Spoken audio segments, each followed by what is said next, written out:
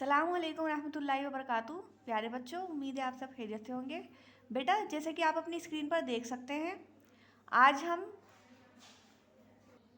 हिंदी पाठ 11 के शब्दार्थ करने जा रहे हैं। तो सबसे पहले तो आप अपनी कॉपीज़ ओपन कर लीजिए।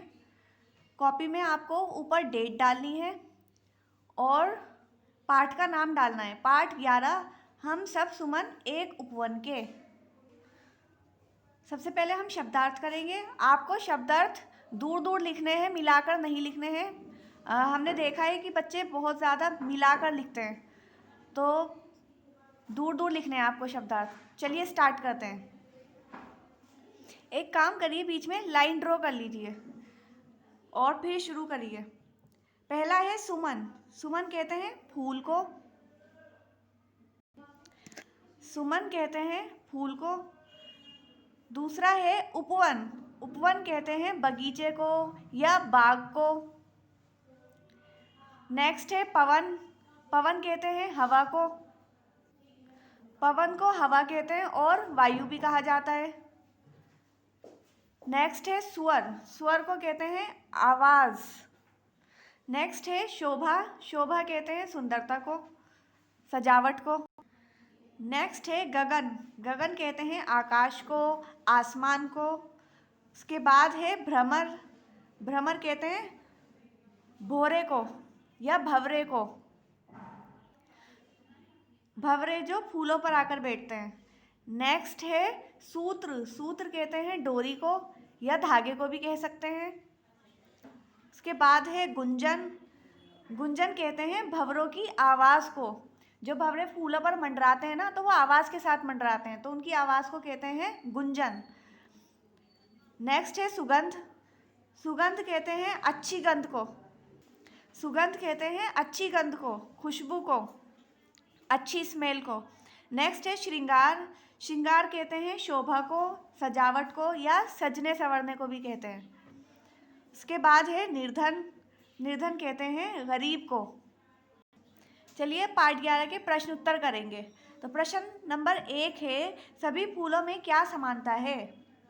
तो इसका उत्तर है, सभी फूलों को एक सी धूप, जल मिला है और सभी फूल एक ही मिट्टी में जन्मे हैं।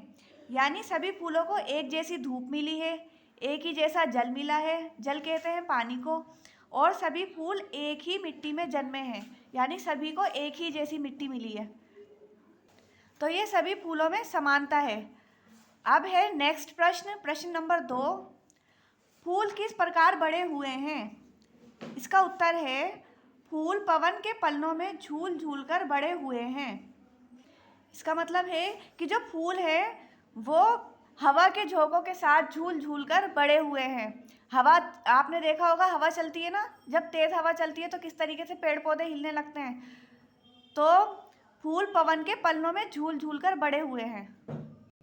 अब है अगला प्रश्न, प्रश्न नंबर 3, उपवन की शोभा किनसे है? इसका उत्तर है, उपवन की शोभा रंग बिरंगे फूलों से है। उपवन कहते हैं बगीचों को, बाग को। तो बगीचे में सबसे खूबसूरत क्या होता है? बगीचे में सबसे खूबसूरत फूल होते हैं, जिन्हें देखकर कोई भी अट्रैक्ट होता है, उनकी तरफ खींचता है।